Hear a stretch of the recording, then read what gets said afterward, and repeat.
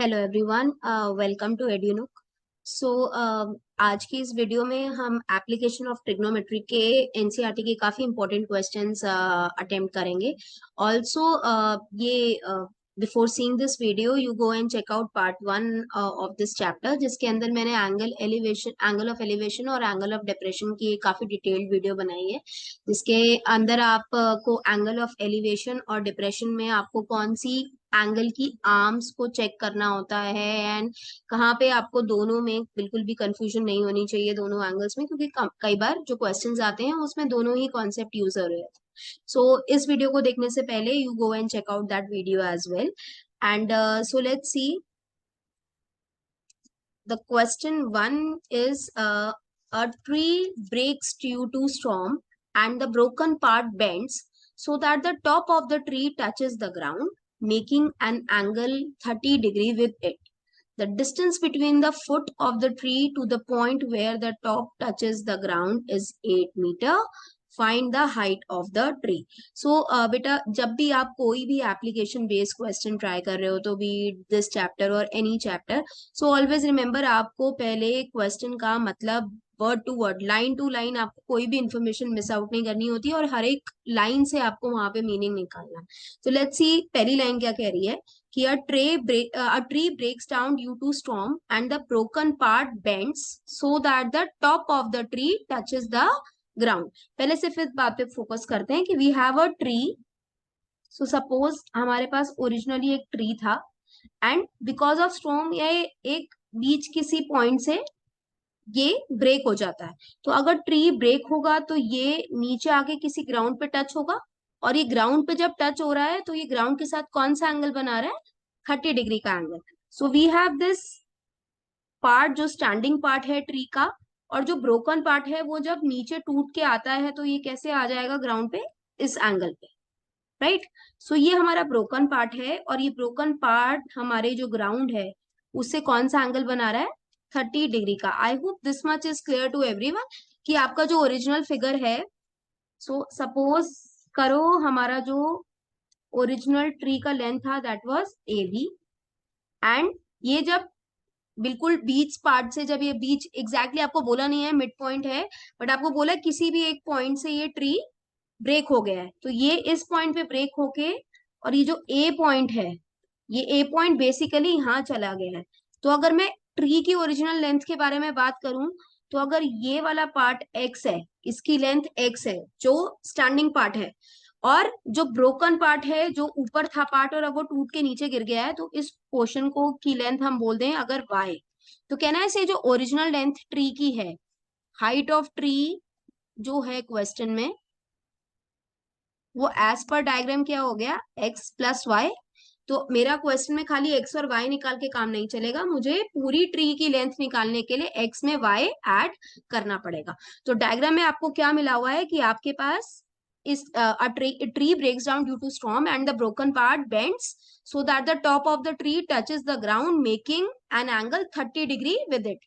तो ये 30 डिग्री का एंगल किस में बन रहा है? ग्राउंड और ब्रोकन पार्ट में। Now the distance between the foot of the tree to the point where the top touches the ground is 8 meter। So आप देखो the distance between क्या? foot of the tree, foot of the tree क्या है? this point, and the point where the top touches the ground। तो ये tree है और ये ट्री का टॉप था, ये ए टॉप था जो अब नीचे आ गया। तो ये वाला क्या है? ट्री का टॉप जो नीचे बिग स्टॉर्म की वजह से ब्रेक होके जो पोर्शन नीचे ग्राउंड पे टच हो गया है। सो इन दोनों के बीच का जो डिस्टेंस है दैट इज 8 मीटर। सो आप जब भी एग्जाम में कोई भी ऐसा क्वेश्चन सॉल्व करेंगे तो make sure that you create NEET diagram in your exam. आपको डायग्राम बनाने के भी मार्क्स मिलते हैं, क्योंकि आधा तो जो भी क्वेश्चन है आपने वहीं पे इंटरप्रेट कर दिया है अपने डायग्राम के साथ। सो अब आपको इस क्वेश्चन में निकालना क्या है? Height of the tree. तो मुझे उसके लिए एक्स भी निकालना पड़ेगा एंड वाई भी निकालना पड़ेगा, एंड दोनों को अगर मैं ऐड कर दूंगी तो मुझे क्या मिल जाएगा? Original height of the tree. So let's सी हम कैसे निकालेंगे उसको। आई कैन सी कि ये जो ट्री स्टैंडिंग था ऑफकोर्स ये 90 डिग्री की बिल्कुल वर्टिकल होगा ग्राउंड पे, दैट्स वाई 90 डिग्री का एंगल बना रहा है। एक राइट एंगल ट्राइंगल है, सो ऑफकोर्स इसमें हम क्या लगाएंगे? Trigonometric ratios. नाउ जो मेरा ट्राइंगल एबीसी है, सो let's see in triangle ABC। बेटा आपके पास जो मेन ट्रिग्नोमेट्रिक रेशियोज हैं, जितनी भी 6 ट्रिग्नोमेट्रिक रेशियोज हैं, आपको पता है कि उनके फॉर्मूलाज क्या होते हैं। तो लेट्स सी, हमारे पास जो बेस है that is given to us. तो एक केस में मुझे x निकालना है और एक केस में मुझे y निकालना है, और मुझे एंगल ऑफ एलिवेशन भी गिवन है एज पर क्वेश्चन। आपको मैंने पहली वीडियो में ही बताया था, एंगल ऑफ एलिवेशन बनता किस में है, horizontal axis and line of site. इसमें अगर आप देखो तो एंगल ऑफ एलिवेशन के लिए, क्योंकि अगर आप लाइन ऑफ साइट का इसमें कोई केस नहीं है, but still I can see कि ये अपलिफ्टेड है, जो इसकी ऊपर वाली रे है, this line of site is uplifted, ये ऊपर की तरफ है। तो मैं अगर यहाँ पे ऑब्जर्वर को इमेजिन करूं तो ये मेरी हॉरिजॉन्टल, ए बी मेरी हॉरिजॉन्टल एक्सिस है एंड ए सी एक लाइन ऑफ साइट है। तो 30 डिग्री ऑटोमेटिकली क्या है, एक angle of elevation. So let's see in triangle ABC what is happening. मेरे पास बेस गिवन है, तो पहले मैं x निकाल लूंगी, देन मैं y निकाल लूंगी। तो x क्या है इस ट्राइंगल का, x is what, it is the perpendicular, and y क्या है, इट इज द हाइपोटेन्यूज। तो आप मुझे बताओ पहले, इन ट्राइंगल एबीसी में बेस और परपेंडिकुलर के कॉम्बिनेशन की आपके पास कौन सी ट्रिग्नोमेट्रिक रेशो है जिसमें बेस और परपेंडिकुलर इन्वॉल्व हो। तो मेरे पास बेस और परपेंडिकुलर के लिए टैन और कॉस दोनों, टैन और कॉट दोनों होते हैं, बट मैं टैन लेती हूँ बिकॉज हम रेसिप्रोकल रेशोज अभी नहीं ले रहे हैं। सो आई नो कि tan 30 degree is equal to what, it is equal to perpendicular upon base, which is BC in this case, and base is AB. So what is the value of BC here, x, and what is AB, 8, right? Now tan 30 की value आपको already पता है, tan 30 की value होती है 1 upon √3। So 1 upon √3 is equal to x upon 8, and इसको transpose करके you will get कि x का वैल्यू क्या है, 8 upon √3, which is my equation 1। मेरे पास x के लिए वैल्यू आ गई है बहुत इजीली, मेरे पास tan 30 की वैल्यू मुझे ऑलरेडी पता है। एक 3 पैरामीटर्स में से मेरे पास 2 पैरामीटर्स की वैल्यू डायरेक्टली थी, तो third unknown one I can find very easily. Similarly इसी ट्राइंगल में अब y के लिए इक्वेशन बनाते हैं। y हमारे पास हाइपोटेन्यूज है, अगेन 8 मीटर एक बेस है। तो अब मैं ऐसी ट्रिग्नोमेट्रिक रेशियो लूंगी जिसमें मेरे पास परपेंडिकुलर और दिस बेस का कॉम्बिनेशन हो, या अगर आप परपेंडिकुलर और हाइपोटेन्यूज के कॉम्बिनेशन से भी यू कैन इजीली मेक, क्योंकि मेरे पास अब x की वैल्यू आ गई है, x के लिए I already have expression. So let's सी मैं क्या करती हूँ, यहाँ पे परपेंडिकुलर और हाइपोटेन्यूज के लिए कॉम्बिनेशन ले लेती हूँ। तो आई नो साइन 30 डिग्री किसके बराबर होता है, परपेंडिकुलर अपॉन हाइपोटेन्यूज। तो परपेंडिकुलर है x एंड हाइपोटेन्यूज है y। सो साइन 30 का value all know, what is the value of sine 30, it is half, and x का वैल्यू भी हमें ऑलरेडी पता है, x का वैल्यू इज 8 अपॉन √3, एंड नीचे क्या है मेरे पास, y। सो मैं y को ऊपर भेज दूंगी और 2 को इधर भेज दूंगी। तो y अगर ऊपर आता है, ट्रांसपोज होता है, तो I get 16 upon √3। This is the second value for, this is my second equation. तो मेरे पास x के लिए भी वैल्यू आ गया है एंड y के लिए भी वैल्यू आ गया है। तो now next what I will do, I will just simply add them because that is the original height of the tree. Tree की हाइट क्या है, x plus y. So I can find the expression for this, that is 8 upon √3 plus 16 upon √3. Simple. 16 plus 8 is 24 upon √3. now बेटा आपका जो answer आया है, आपको दिख रहा है ये एक इरेशनल नंबर है, क्योंकि इसके डिनोमिनेटर में रैशनलाइज नहीं हुआ है, ये डिनोमिनेटर एक इरेशनल नंबर है। तो आप इसको सिंपल एक रैशनलाइजिंग फैक्टर से मल्टीप्लाई करके आप इसको क्या कर दोगे, रैशनलाइज। तो जब भी रैशनलाइजिंग फैक्टर निकालना होता है, आपको पता है कि मोनोमियल टर्म है, तो मैं क्या करूंगी, इसको सेम नंबर से ऊपर नीचे क्या करा दूंगी, मल्टीप्लाई। तो what I will get, 24 √3 upon √3 into √3 क्या होता है, 3। नाउ कट हो सकता है, 24 और 3 में कॉमन है, so this is 8। So my answer will be equal to 8 upon √3, and you know the answer is in meter. Unit क्या दिया हुआ है यहाँ पे, मीटर। तो आपका आंसर क्या हो गया, 8 अपॉन √3 मीटर। सो बड़ा ही आसान है, इसमें आपको सिर्फ ट्रिग्नोमेट्रिक रेशियो लगानी है एंड ये देखना है कि आपके पास कौन सी साइड्स दी हुई है right angled triangle. Now let's see the next question. So हमारा क्वेश्चन नंबर 2 है, a 1.5 metre tall boy is standing at some distance from a 30 meter tall building. Let's focus on the first statement only first, कि आपके पास एक boy दिया हुआ है और उस बॉय की हाइट कितनी है 1.5 मीटर। सो लेट्स सपोज हमारे पास ये क्या होगी बॉय की height, and that is 1.5 metre. So a boy is standing and उस बॉय की हाइट है 1.5 metre. Now it is standing at some distance from a 30 metre tall building. तो ये एक बिल्डिंग के दूर खड़ा हुआ है कुछ डिस्टेंस पे जो हमें नहीं पता है, और इस बिल्डिंग की जो हाइट है that is 30 metre. Okay, now the angle of elevation from his eyes to the top of building increases from 30 to 60 as he walks towards the building. Find the distance he walked toward the building. तो क्या case दिया हुआ है बेटा, बहुत ध्यान से पढ़ना है question. The angle of elevation from his eyes to the top of building increases. पहली बात देखते हैं एंगल ऑफ एलिवेशन बन क्या रहा है। आपको पता है एंगल ऑफ एलिवेशन क्या होता है, हॉरिजॉन्टल लाइन और लाइन ऑफ साइट। तो बॉय यहाँ खड़ा है तो इसकी हॉरिजॉन्टल लाइन क्या है, दिस वन, बिल्कुल स्ट्रेट देख रहा है तो ये इसकी लाइन है। और जब ये टॉप पे देख रहा है तो ये क्या है, इसकी लाइन ऑफ साइट। तो ओरिजिनल प्लेस पे इसकी जो एंगल है दैट इज 30 डिग्री। ये कितना है angle, 30 degree. And angle of elevation from his eyes to the top of building, it increases from 30 to 60 as he walks towards the building. तो जैसे जैसे ये जो बॉय है जैसे जैसे बिल्डिंग के और पास जा रहा है इसका एंगल ऑफ एलिवेशन क्या हो रहा है, इंक्रीज हो रहा है। तो आप सपोज करो ये पहले इस पॉइंट पे था, ये चल के अब इस पॉइंट पे आ गया। लेट्स सपोज ये इस पॉइंट पे आ गया वॉक करके, तो अगेन ये इधर आके भी टॉप पे ही देख रहा है बिल्डिंग की। तो जब ये टॉप पे देख रहा है बिल्डिंग की तो ये 30 डिग्री से इसका एंगल कितना इंक्रीज हो रहा है, 60 degree. I hope the diagram is clear. पहले जो एक बॉय था वो एक डिस्टेंस पे खड़ा हुआ है 30 मीटर टॉल बिल्डिंग की। तो जब वो बिल्डिंग के टॉप पे देख रहा है, जब 30 डिग्री का एंगल बन रहा है, फिर धीरे धीरे वो क्या कर रहा है, बिल्डिंग के पास आ रहा है और फिर भी ऊपर ही देख रहा है। पहले भी वो बिल्डिंग के टॉप पे देख रहा था, धीरे धीरे चलते चलते जब बिल्डिंग की तरफ जा रहा है तब भी वो बिल्डिंग के टॉप पे देख रहा है। तो आप देख सकते हो कि पहले जब बिल्डिंग यहाँ थी तो ये एंगल जब दूर पे होगा तो ये एंगल थोड़ा कम होगा, बट जब मैं यहाँ किसी पॉइंट से एंगल बना दूंगी तो ये एंगल आप देख रहे हो धीरे धीरे बढ़ता जा रहा है। तो आई कैन सी कि जैसे जैसे वो बिल्डिंग की तरफ जा रहा है तो एंगल क्या हो रहा है, ये एंगल ऑफ एलिवेशन क्या हो रहा है, इंक्रीज हो रहा है।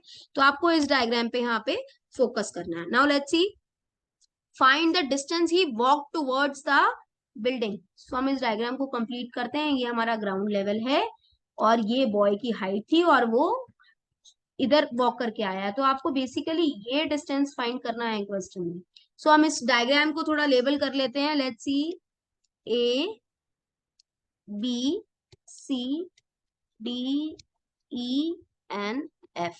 सो बेसिकली मुझे क्या डिस्टेंस निकालना है, और मैं जो यहाँ पे मुझे डिस्टेंस है, I need to find this distance D E. Let's mark this F, one more point G. Okay, now मुझे ये डिस्टेंस कितना निकालना है, डीई। अगर मैं डीई और सीजी एक ही बात है, दोनों का सेम ही डिस्टेंस है। अगर मैं ये निकाल लूं तो मुझे क्या मिल जाएगा इसकी, कि ये कितना डिस्टेंस वॉक करके आया है, क्योंकि डीसी ओरिजिनल पोजीशन है, बॉय की ये वाली पोजीशन थी, एंड नाउ सी के बाद वो पोजीशन, इसकी नई पोजीशन क्या है, जी। लेट्स सी कि हम इस पे कौन से ट्राइंगल्स यूज करेंगे एंड कौन सी ट्रिग्नोमेट्रिक रेशो करने से हमें यहाँ पे फायदा होगा। अगर बेटा आप ध्यान से देखो तो आपके पास जो ट्राइंगल है एडीएफ, एडीएफ भी एक वैल्यू दे रहा है आपको, एंड एईएफ। तो अगर मैं पहले ट्राइंगल की बात करती हूँ, इन ट्राइंगल एईएफ, पहले आपको सिर्फ एईएफ वाले ट्राइंगल पे फोकस करना है। अब इस ट्राइंगल में अगर आप देखो तो मुझे सिर्फ एक लेंथ क्लियर दी हुई है, that is 30 metre tall building की। ये जो बिल्डिंग है इसका टोटल लेंथ कितना है, 30 मीटर, और ये जो बॉय है इसका लेंथ कितना है, 1.5 मीटर। तो मुझे पता है ये बीएफ भी कितना है, 1.5। तो ये जो एएफ लेंथ है जो ये बची हुई लेंथ है, अगर ये कंप्लीट 30 है और इतना सा पोर्शन 1.5 है, तो ये ए एफ जो लेंथ है ये कितना हो गया, A F will be 30 minus 1.5, which will give you what, can I से 28.5 मीटर। डायग्राम से बहुत क्लियर है कि टोटल जो हाइट है बिल्डिंग की वो 30 मीटर है, और नीचे जो बॉय वाली हाइट है अगर हम उसको पैरेलली देखें तो बचा हुआ हाइट क्या हो गया, 28.5 मीटर। तो अब आपको कौन से इसमें यहाँ पे ट्राइंगल पे फोकस करना है, let's see, I just highlight this for you also, आपको समझ आ जाए कि मैं कौन से ट्राइंगल की बात कर रही हूँ। I am talking about this triangle. तो ए ई एफ ट्राइंगल में क्या है, आपके पास एंगल दिया हुआ है 60 डिग्री, आपके पास जो ये हाइट है ए एफ दिया हुआ है, और आपको क्या निकालना है, ई एफ, क्योंकि ये ई एफ मुझे डी ई लेंथ निकालने में क्या करेगा, हेल्प करेगा। How, let's see. तो मेरे को कौन सी ट्रिग्नोमेट्रिक रेशियो लेनी है जिसमें परपेंडिकुलर का भी यूज हो रहा हो और बेस का भी यूज हो रहा हो। तो परपेंडिकुलर और बेस वाली जो एक ट्रिग्नोमेट्रिक रेशियो होती है वो कौन सी होती है, tan। तो आई कैन से tan 60 की वैल्यू क्या है, ए एफ अपॉन ई एफ। सो tan 60 की वैल्यू क्या होती है, tan 60 is √3, and A F कितना दिया हुआ है 28.5, और मुझे ई एफ की वैल्यू निकालनी है। तो मैं ई एफ को कोई मैंने वेरिएबल नहीं अलॉट करा है, तो ई एफ ऊपर आ जाएगा ट्रांसपोज करके एंड √3 नीचे आ जाएगा। तो ई एफ का वैल्यू विल बी 28.5 अपॉन √3। सो एक वैल्यू मैंने यहाँ पे निकाल ली है जो है E F. Now let's focus on कौन सा ट्राइंगल हम अब हम यहाँ पे लेंगे, ध्यान से देखते हैं, 1 सेकेंड। अगर मैं इसको हाईलाइट करूं तो अब मेरे पास जो मैं ट्राइंगल लूंगी that is A D F. तो let's see in triangle A D F what is happening, in triangle A D F again मेरे को कौन सी बेस में इंटरेस्ट है, क्योंकि अगेन मुझे डीई चाहिए, तो डीई कैसे निकलेगा, डीएफ में से ईएफ माइनस करके। तो मुझे बेस चाहिए और अगेन हाइट मुझे इसकी गिवन है, तो एएफ मुझे ऑलरेडी गिवन है और मुझे सिर्फ बेस चाहिए। तो अगेन आप ऐसी ट्रिग्नोमेट्रिक रेशियो लोगे जहां पे बेस और परपेंडिकुलर का यूज हो रहा होगा, पर अब इस केस में एंगल ऑफ एलिवेशन क्या है, 30 degree. So tan 30 is equal to what, A F upon में क्या है, डी एफ। तो tan 30 is equal to A F upon D F. Now tan 30 की वैल्यू क्या होती है, 1/√3। A F again as per question हमने कितना निकाला है अभी यहाँ पे, 28.5, और डी एफ आपको फाइंड आउट करना है। तो डी एफ को मैं अगेन इधर ले जाऊंगी, तो डी एफ की value will be equal to 28.5√3। सो ये हमारी सेकेंड वैल्यू भी निकल गई है। सो लेट्स सी, जो आपको टू फाइंड करना था इस क्वेश्चन में वो क्या करना था कि बॉय कितना वॉक करके बिल्डिंग की तरफ गया है, तो कितना वॉक करके गया है, ये डिस्टेंस कवर किया है उसने सिर्फ इतना सा। तो what is DE equal to, can I say जो डीई की वैल्यू है वो डीएफ माइनस ईएफ के बराबर है। तो ये डीई किसके बराबर है, अगर आप बड़ी वाली लाइन में से छोटी वाली लाइन माइनस कर दो तो आपको बचा हुआ पोर्शन मिल जाएगा। बेसिकली आपको ये टोटल लेंथ पता है और आपको ये इतनी लेंथ भी पता है, तो आप ये जो बचा हुआ पोर्शन है इसको निकाल सकते हो। तो आपको पता लग जाएगा कि बॉय अपनी ओरिजिनल पोजीशन से कितना मूव करा है। तो डीएफ की वैल्यू आपने क्या निकाली है, क्वेश्चन फ्रॉम 1 एंड 2, ये रही वैल्यू आपके पास 28.5√3, और इसमें से क्या माइनस करना है, 28.5 अपॉन √3। सो एलसीएम लेंगे, यहाँ 1 है एंड यहाँ √3, तो यू विल टेक एलसीएम √3। क्या आएगा, 1 इंटू √3 को आप न्यूमरेटर से भी मल्टीप्लाई करेंगे, तो 28.5 इंटू √3 इंटू √3, तो √3 इंटू √3 क्या बना देगा, 3।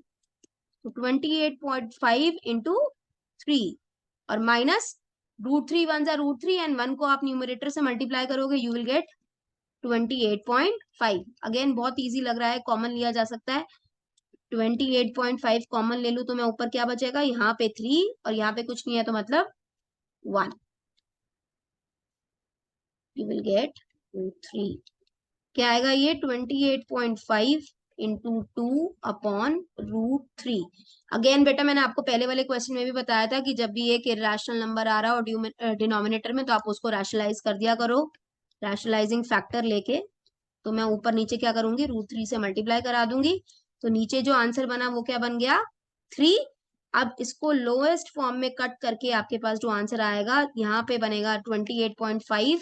मैं ऊपर लिख देती हूँ, मेरे पास यहाँ स्पेस नहीं है। 28.5 इंटू 2 अगर आप करोगे यू विल गेट 57 एंड ऊपर आएगा √3। 28.5 इंटू 2 इज 57 और √3 इंटू √3 क्या हो जाएगा, 3। अगेन 3 और 57 में आपको कॉमन दिख रहा है तो ये क्या आ गया, 3 1 जा 3 एंड 3 9 जा 27।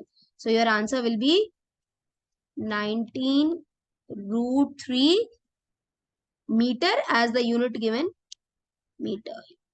सो फाइनल आंसर कितना बॉय ने मूव किया from the original position, 19√3 metre, जब उसका एंगल ऑफ एलिवेशन 30 डिग्री से क्या हो गया, 60 डिग्री। सो आपको जो भी क्वेश्चन दिया हुआ है मेक श्योर कि आप उसको बाइफरकेट कर रहे हैं प्रॉपर, आप हर एक स्टेटमेंट से मतलब निकाल रहे हैं और कोई भी इंफॉर्मेशन मिस आउट नहीं कर रहे हैं।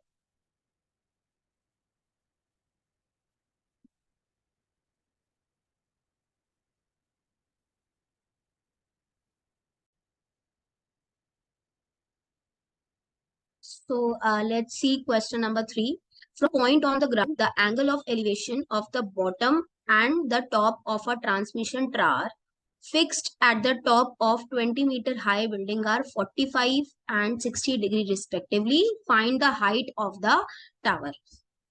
So बेटा जब भी आप ऐसा क्वेश्चन पढ़ रहे हो, अगर आप एक बारी में पढ़ रहे हो और आपको लग रहा है कंफ्यूजिंग है ये बहुत ज्यादा, इसमें बहुत ज्यादा इन्फॉर्मेशन दी हुई है, तो आप इसको लाइन बाय लाइन रीड करो। देखो ध्यान से देखो, from a point on the ground, तो we have a point on the ground, साथ साथ मैं रफ डायग्राम बनाती जा रही हूँ।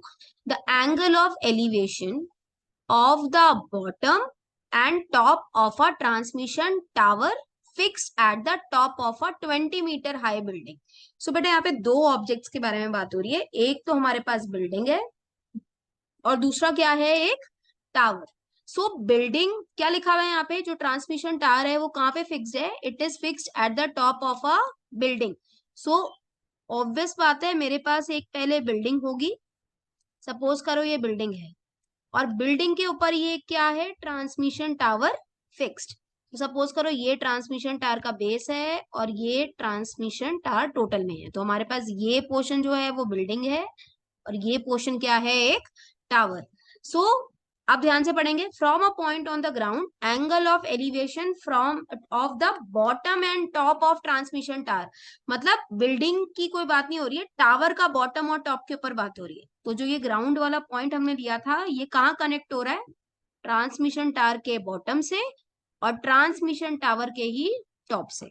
आई होप ये सबको क्लियर हो गया होगा कि आपके पास एक बिल्डिंग है, बिल्डिंग के ऊपर टावर लगा हुआ है और जो एलिवेशन का एंगल है वो टावर के बॉटम को देख रहा है, मतलब जो इंसान यहाँ पे खड़ा हुआ है, जो भी पर्सन यहाँ खड़ा है वो इस टावर को देख रहा है, बिल्डिंग को नहीं देख रहा। आपके पास, मैं एक बार साइड में एक बार और बना देती हूँ, आपके पास यहाँ बिल्डिंग थी, ठीक है, बिल्डिंग के ऊपर एक टावर लगा हुआ है। सपोज करो ये बिल्डिंग है और बिल्डिंग के ऊपर क्या लगा हुआ है, एक टावर।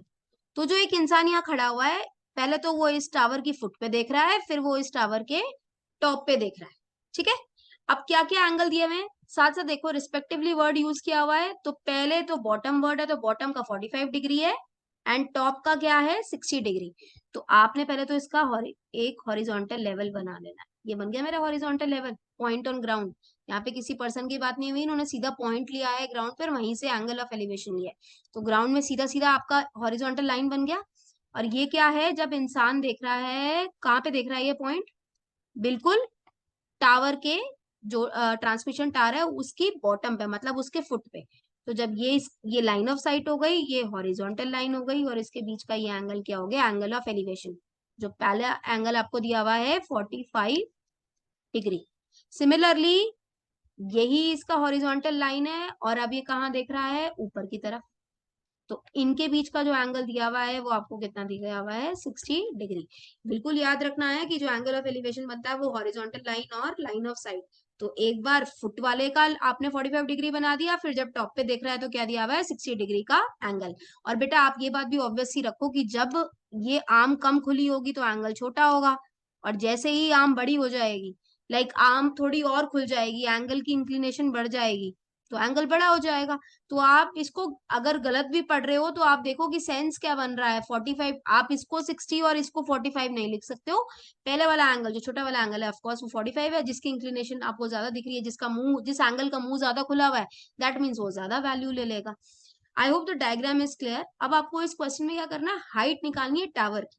तो आपके पास बिल्डिंग की हाइट दी हुई है 20 मीटर हाई, तो मतलब this is 20 metre is given to us, और मुझे ये वाला पोर्शन निकालना है इसमें। तो आप क्या करो, सबसे पहले तो इसको नेमिंग कर लेते हैं। तो हम इसको नेमिंग दे देते हैं ए बी सी, और इस पॉइंट को मैंने नेम दे दिया डी। ठीक है, तो मुझे यहाँ पे जो टू फाइंड करना है, मेरे पास बी सी दिया हुआ है 20 मीटर, और मुझे जो फाइंड करना है वो है सी डी। सी डी का वैल्यू मेरे पास नहीं है। तो अगर मैं B D, total B D में से बी सी माइनस करूं, सी डी कैसे निकल सकता है, बी डी में से, बी डी में से बी सी माइनस करके मेरे पास सी डी आ सकता है। तो मैं यही करूंगी। अब मैं ट्राइंगल पे फोकस करती हूँ। तो लेट्स सी मेरे पास कौन से दो राइट एंगल्स बन रहे हैं एंड कहाँ ट्रिग्नोमेट्रिक रेशियो लग रही है। तो if I talk about triangle, in triangle ABC, जो मेरा छोटे वाला ट्राइंगल है, उस ट्राइंगल में आपको क्या दिख रहा है, अगेन आपके पास परपेंडिकुलर भी यहाँ पे यूज है। देखो दोनों ही ट्राइंगल में जो फुट है वो कॉमन है।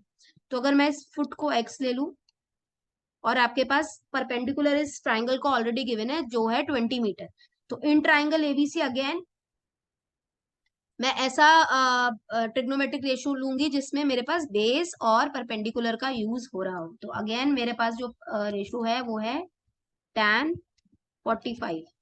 tan 45 किसके बराबर है, perpendicular upon base, which is B C upon X. tan 45 1 होता है, तो आपके पास क्या आ गया, एक्स ऊपर चला जाएगा। tan 45 की वैल्यू 1 होती है, तो एक्स ऊपर जाके एक्स हो जाएगा बीसी के इक्वल, दैट इज 20 मीटर। सो आपके पास पहली वैल्यू आ गई है, एक्स की वैल्यू आपके पास आ गई है। Now let's see the next triangle. हम जो एक और ट्राइंगल यहाँ यूज कर सकते हैं, वो हमारे पास कौन सा ट्राइंगल है, so in triangle A B D, again A B D में आप ये टोटल लेंथ लोगे और ग्राउंड लोगे, एंड इसका एंगल जो है वो क्या है आपके पास, tan 60। So tan 60 will be equal to BD upon X। तो आप यहाँ पे लगाओ tan 60 की रेशो, tan 60 ट्रिग्नोमेट्रिक रेशो क्या होती है, that is equal to √3, and ये x ऊपर आ जाएगा, तो √3x किसके बराबर है, यहाँ पे BD के इक्वल। तो मेरे पास एक रेशो और आ गई। अगर आप BD को y लेना चाहते हो तो आप ले लो, नहीं तो आप BD को एज इट इज भी रख सकते हो। तो मेरे पास क्या वैल्यू आ गई है, √3x for BD, and x आगे आया है ये ग्राउंड वाला वैल्यू। तो अब आपको जो रेशो निकालनी है वो क्या हो गया है इधर, आपको निकालना था CD। So CD is equal to BD minus BC। BD का वैल्यू है √3x माइनस, और BC का वैल्यू आपको दिया हुआ है क्वेश्चन में 20। तो x का वैल्यू भी आपने यहाँ पे निकाला था, तो 20 √3 माइनस 20, इधर से आप ले लो 20 कॉमन, तो ब्रैकेट में क्या आ जाएगा, √3 - 1, एंड क्योंकि आपको क्वेश्चन में मीटर्स में वैल्यू है तो CD की वैल्यू भी क्या हो गई, मीटर्स में। So the height of tower, this is what, this is our height of our transmission tower.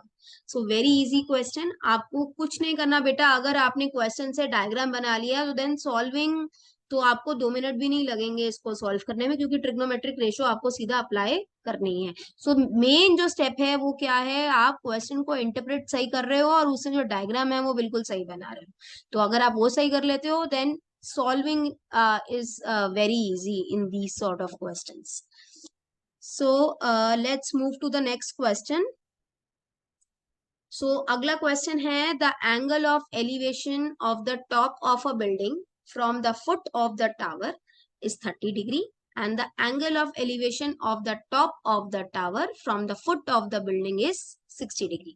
अगर आपको एंगल ऑफ एलिवेशन का बिल्कुल डेफिनेशन अच्छे से क्लियर है एंड अगर आप ऑब्जेक्ट्स बहुत ध्यान से पहचान लेते हो तो देन डायग्राम बनाना बहुत आसान है। यहाँ पे तो हमारे ऑब्जेक्ट्स क्या है, यहाँ पे हमारे पास एक बिल्डिंग के बारे में बात हो रही है और एक टावर के बारे में बात हो रही है। तो मैंने क्या किया, एक बिल्डिंग बना ली। सो सपोज करो ये ए बी है एक बिल्डिंग और मैंने एक टावर बना लिया है, that is C D, C and D. So मेरे पास एक बिल्डिंग है और एक टावर है, ठीक है। सो अब देखते हैं, टावर की हाइट तो आपको दी हुई है 50 मीटर है एंड बिल्डिंग की हाइट हमें नहीं पता है, वो निकालनी है, तो इसको एच ले लेते हैं। सो लेट्स सी अब इसमें एंगल ऑफ एलिवेशन कैसे दिए हुए हैं। Angle of elevation of the top of the building from the foot of tower. तो टावर की फुट है ये और बिल्डिंग का टॉप है ये। क्या लिखा है, top of building and foot of tower. Foot of tower ये है और बिल्डिंग का टॉप ये है, तो यहां से बनाना है एंगल ऑफ एलिवेशन। ये बन गया एंगल ऑफ एलिवेशन। तो ये एंगल कितना दिया हुआ है, 30 degree. Let's see the next part of the question. लिखा है angle of elevation of the top of the tower from the foot of the building. तो बिल्डिंग का फुट ये है और टावर का टॉप ये है, तो आपने इसको जोड़ दिया, अगेन आपने ज्वाइन किया। तो ये एंगल ऑफ एलिवेशन कितना दिया हुआ है, 60 डिग्री। बेटा वैसे तो ऑब्वियस है कि जो टावर की हाइट है वो बिल्डिंग की हाइट से आपने ज्यादा ले ली, बट अगर आप क्वेश्चन के सेंस में भी देखोगे तो आपको समझ आ जाएगा कि अगर हाइट ज्यादा है किसी चीज की तो उसका एंगल ऑफ एलिवेशन भी ज्यादा आ रहा होगा। अगर यहाँ हाइट कम होती तो क्या होता, एंगल छोटा होता। तो ऑफ कोर्स आप कैसे बनाओगे, जो जिसकी हाइट ज्यादा है उस बेस का 60 डिग्री रखना, इन वैल्यूज को आप एक्सचेंज मत कर देना, क्वेश्चन का आंसर आपका गलत आ जाएगा। तो ध्यान रखना कि थोड़ा सा हम डायग्राम की बनाते वक्त भी देख लेंगे कि ये 60-30 यहाँ फिट भी हो रहा है अगर हम लैंग्वेज इंटरप्रेट नहीं भी कर पा रहे हैं, ठीक है। Now let's see what is given. आपको क्या निकालना है, यहाँ पे हाइट ऑफ द बिल्डिंग निकालना है। तो मैंने यहाँ पे मार्क कर लिए हैं ट्राइंगल्स। लेट्स सी हम क्या कर सकते हैं। अगेन मैंने देखा है दोनों ट्राइंगल में एक ये लेंथ कॉमन है, तो मैं इसको एक्स ले लेती हूँ, ठीक है। लेट्स सी पहले वाला ट्राइंगल देखते हैं। Triangle in triangle B C D. Again आपको दिख रहा है बेस और परपेंडिकुलर का यूज है, परपेंडिकुलर गिवन है, एंगल ऑफ एलिवेशन गिवन है, तो सिर्फ एक एक्स बहुत इजीली निकलेगा।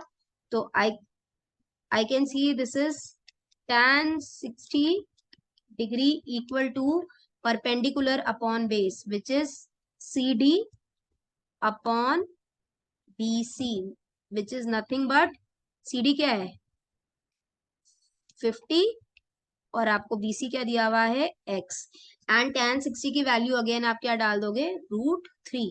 तो √3 x को हम ऊपर ले जाएंगे, √3 को नीचे ले आएंगे, तो ये क्वेश्चन बनेगा 50 अपॉन √3। तो मैंने एक x की वैल्यू तो यहाँ पे निकाल ली है। लेट्स सी अगेन आप अपने दूसरे ट्राइंगल में इसकी वैल्यू पुट कर दो। इन ट्राइंगल ए बी सी, अब आपका जो टैन का यहाँ पे एंगल ऑफ एलिवेशन है दैट इज 30 डिग्री। अगेन मैं टैन ही यूज कर रही हूँ क्योंकि परपेंडिकुलर और बेस के लिए मुझे एक्सप्रेशन चाहिए। तो it will become h upon x। Tan 30 की वैल्यू आपको पता है 1 अपॉन √3 और x क्या है यहाँ पे, h क्या हो गया, x को मैं ऊपर ले जाती हूँ, तो दिस।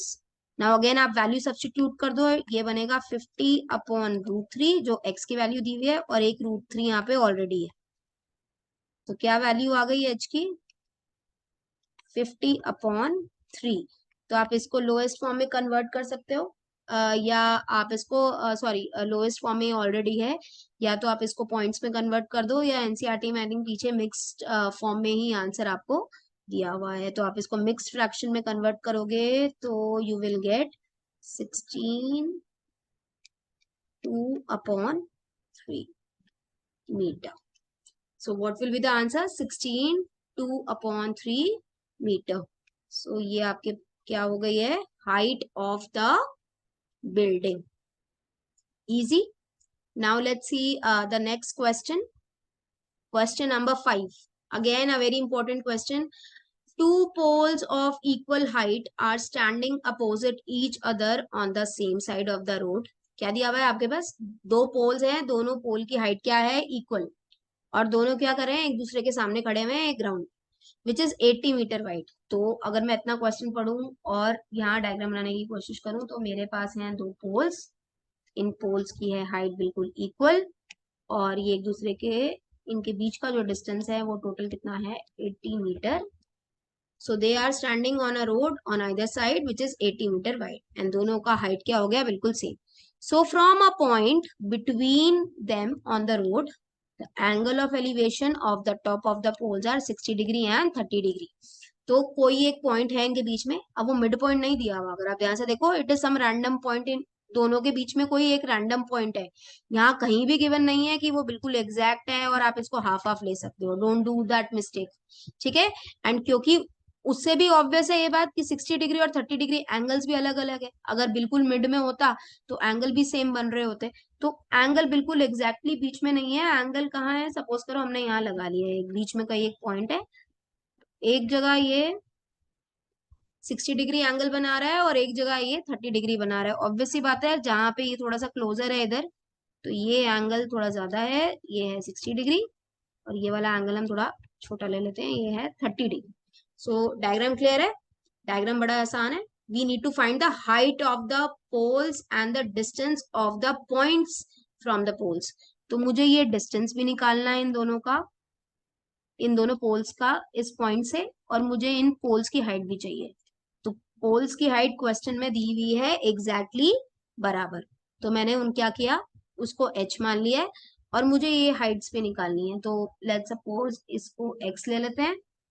तो ये बचा हुआ पोर्शन कितना हो जाएगा? कैन आई से 80 में से x माइनस हो गया तो ये क्या बन गया? 80 माइनस x. बेटा एग्जाम में आप जब भी बना रहे होंगे तो डायग्राम प्रॉपर बनाओगे. जो भी छोटी छोटी वैल्यूज आपने ली है लेबल करके आप वैल्यूज प्रॉपरली दोगे. सो अभी तो मैं इसको लेबल कर लेती हूँ ABCDE. सो मैंने सब पूरे इसको लेबल कर लिया है. लेट्स सी पहला वाला ट्राइंगल देखते हैं. In triangle ABC. So again क्या यूज में है? हाइपोटेन्यूज का कोई कंसर्न है नहीं यहाँ पे. हाइपोटेन्यूज नहीं यूज हो रही है. परपेंडिकुलर और बेस वाली ट्रिग्नोमेट्रिक रेशियो चाहिए. तो मैं क्या करूंगी? अगेन परपेंडिकुलर और बेस की ट्रिग्नोमेट्रिक रेशियो क्या है हमारे पास? tan. तो tan 30 will be equal to perpendicular upon base. Perpendicular है h जो है हाइट है पोल की और ये क्या है? x. tan 30 कितना होता है? 1/√3. तो x को ऊपर भेज देंगे तो क्या हो जाएगा? x/√3 हो गया हमारा h. ये आ गया पहला एक्सप्रेशन. आगे बढ़ते हैं. आगे देखो. In triangle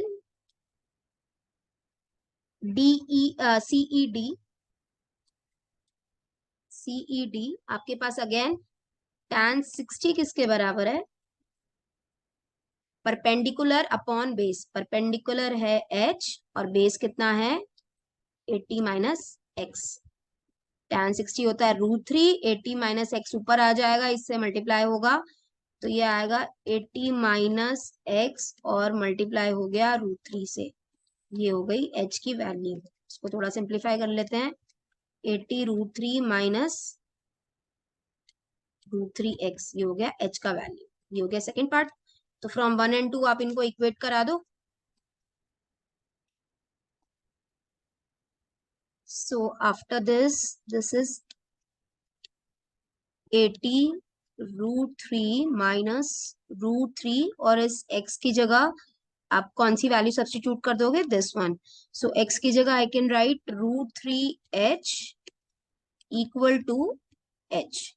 So this will become 80 √3 minus √3 into √3 will be 3.